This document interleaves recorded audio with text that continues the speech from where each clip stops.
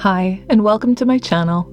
Today I'm going to be showing you how to use my newest sewing pattern for Blythe, the Raglan dress pattern. You may have seen me working on this pattern in an older video.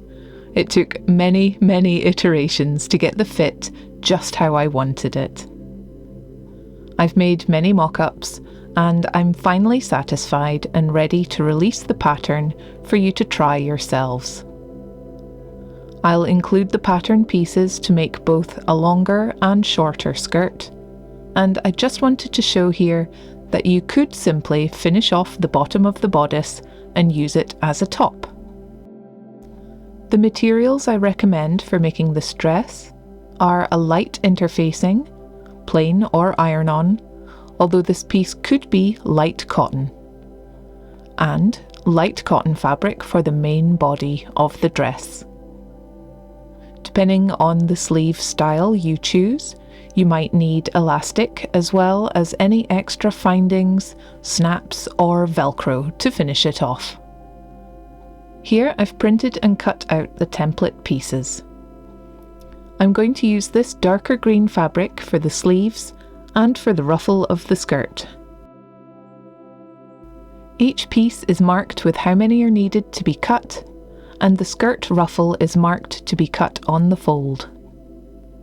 I'm going to trace round all of my template outlines onto the back of the fabric, and will outline everything with fray check, allowing it to dry fully before cutting out the pattern pieces.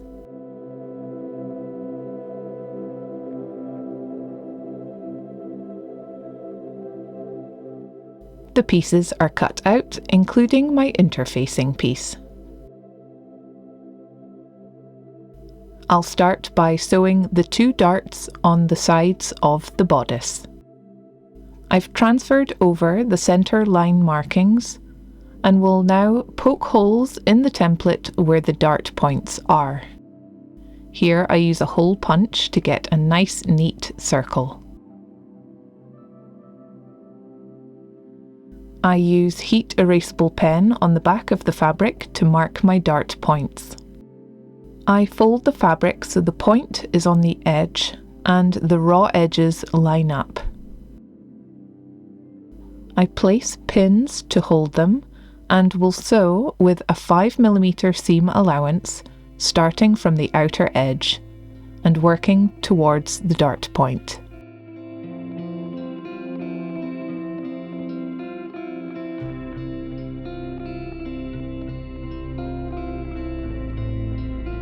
The darts are sewn, and I prefer to press the seam allowance downward.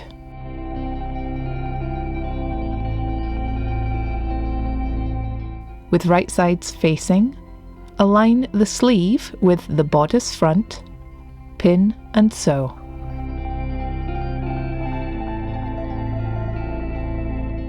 Repeat for the other sleeve.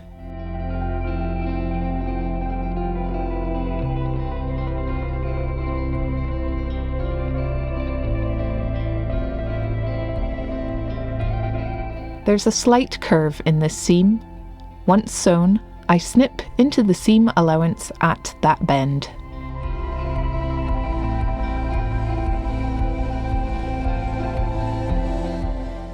To complete the bodice, align the back pieces with the other side of each sleeve. Pin, sew, and snip the seam allowance at that bend.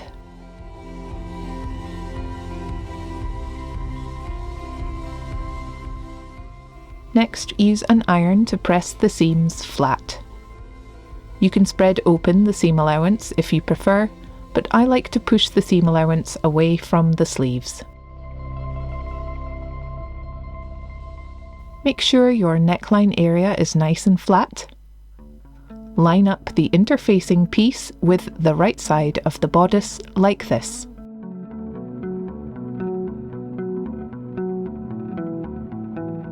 Pin securely, making sure there are no ripples or tucks.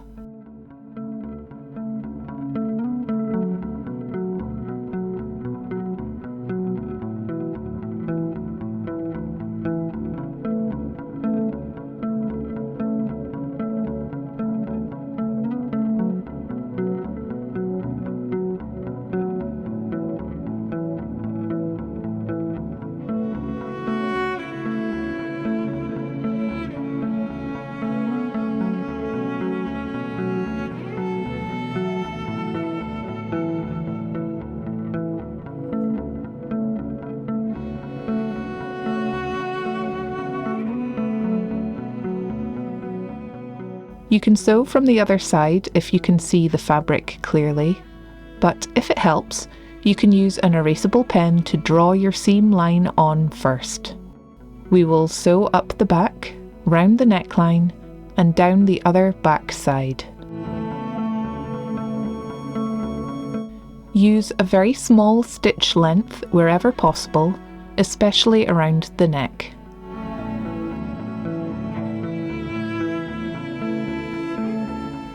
My outline is a little wonky because I was trying to sit further back to let the camera see the sewing machine. Next, trim away the excess interfacing and cut lots of small slits into the seam allowance of the neck hole. Be careful not to cut any stitches, and cut off the corners too.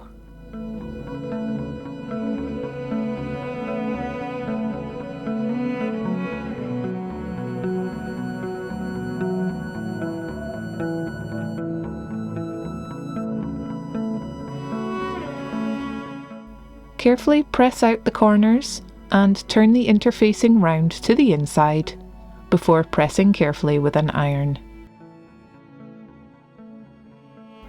Here mine is pressed, and next we will hem the sleeves. You can keep your sleeves simple, like my examples here, by simply turning in the 5mm seam allowance and top stitching it. You could gather the hem and enclose it in something like a bias binding.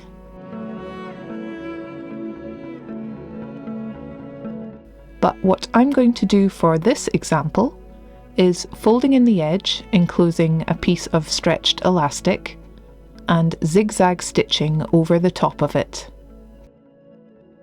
My elastic is 5mm wide, so the fabric edge I fold over it will be around 6 or 7mm.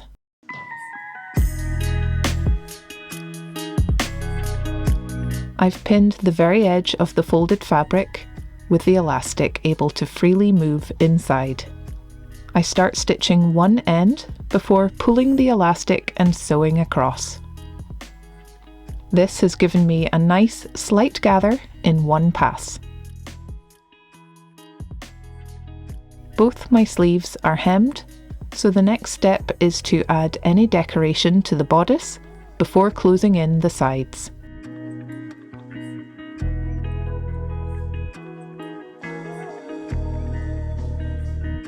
Here I look out some decorative braiding and hand stitch it around the neckline.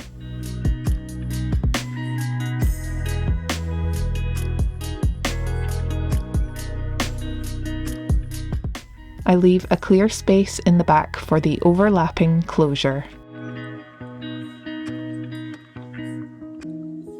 Next, I fold the bodice along the sleeves, making sure the seam allowances are pointing down towards the waist. I'll pin and sew this seam before snipping into the seam allowance in the curve under the arm. I also trim away a little seam allowance at the cuff. Repeat for the other sleeve and turn them right sides out. A test fitting on my mannequin shows how nicely it fits the standard busty A-zone jointed body that tends to come with AliExpress Blythe dolls. I'm really happy with how those sleeves came out as well. Next we assemble the skirt. I've transferred the centre markings onto one of my pieces, and right sides facing will align and sew the 3 pieces together.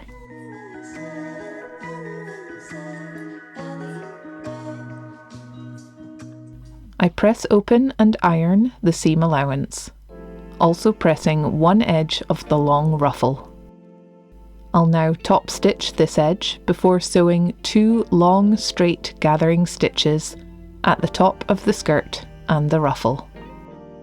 My gathering stitches are sewn roughly 4mm from the raw edge and about 7mm below that.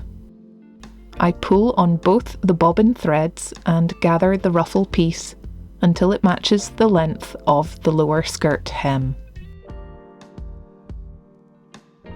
the 2 rows of gathering give us a nice vertical ruffle. Our joining seam will be at 5mm from the edge. It shouldn't catch these gathering stitches, so they should be easy to pull out afterwards. If you have a thick ironing mat like this, it can be helpful for pinning and adjusting your ruffle.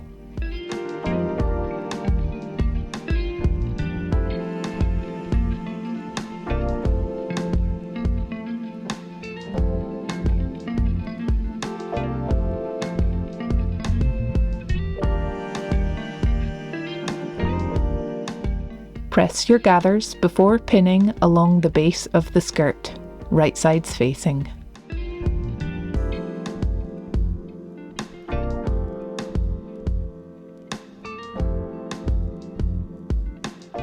Sew your ruffle, making sure the gathers remain evenly distributed. I thoroughly recommend keeping a pair of tweezers at your sewing machine. I like these bent-tipped ones. They are so useful for pinching and pushing gathers.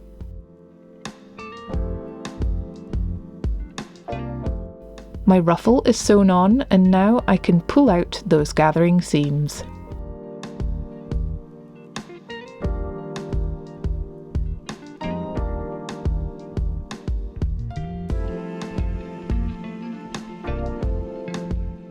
A little rub of your fabric is usually enough to undo any stitch holes. Next, I recommend top stitching just above the ruffle. It's looking very nice. So now I repeat the same gathering technique with the top of the skirt. When joining the skirt to the bodice, I keep track of my centre markings to match them up, and at the edges I leave a 5mm overlap, which I like to tuck around the edge of the bodice.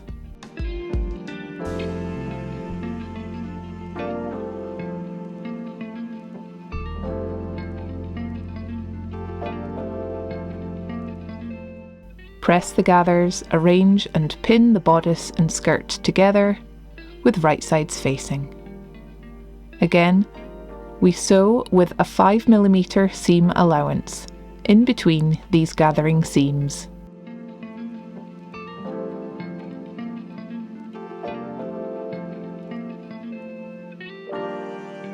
Remove the excess thread and untuck the overlapped seams at the back.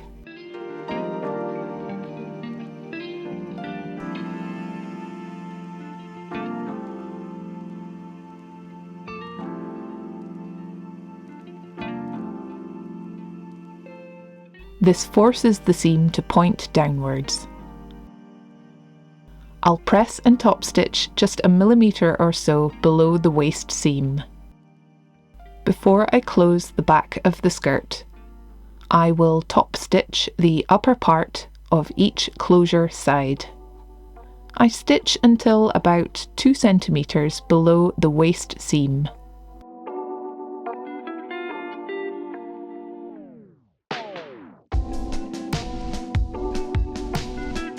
Then I align the rest of the skirt with right sides in and sew it closed. Here's my top stitching at the closure, and once I had sewn the rest of the skirt closed, I ran a couple of stitches across these seams with the seam allowance pressed open. This helps the skirt keep a rounded shape.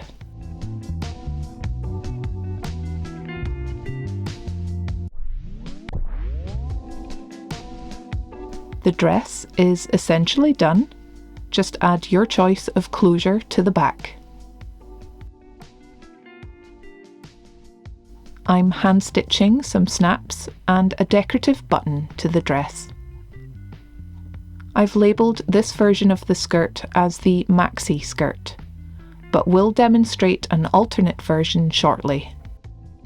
I think it's important to be able to make alterations to a basic pattern so that you can make lots of different versions of an item.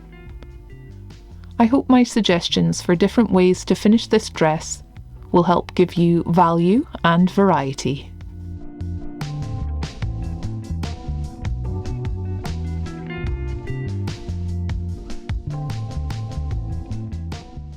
I'm trying the finished dress on my mannequin here.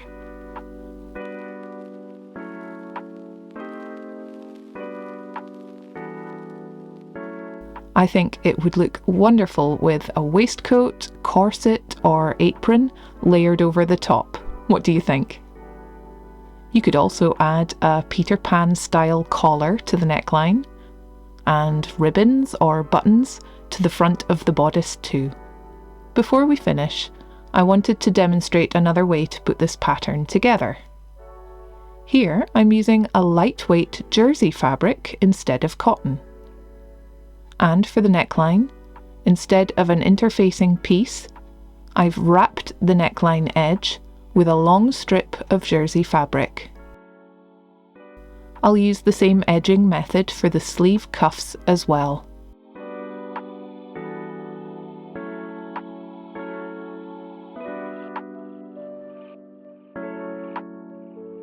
Here's the jersey bodice.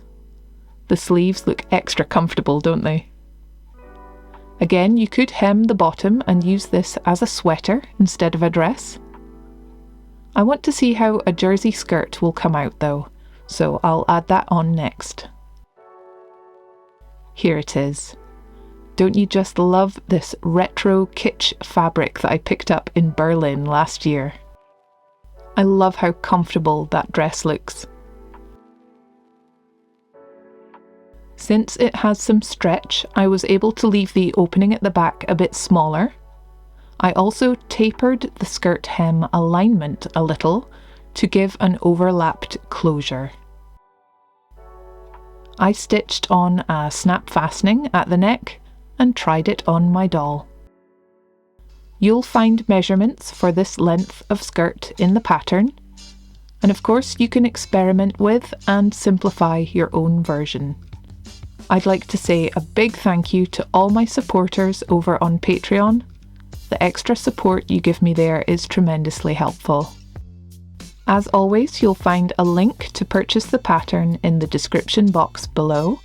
However, my patrons will be getting this for free. If you enjoyed the video, please leave a like and comment below. What do you think of my dresses? Would you try making your own with jersey fabric? Thank you all so much for watching. Take care of each other, and I'll see you next week. Bye!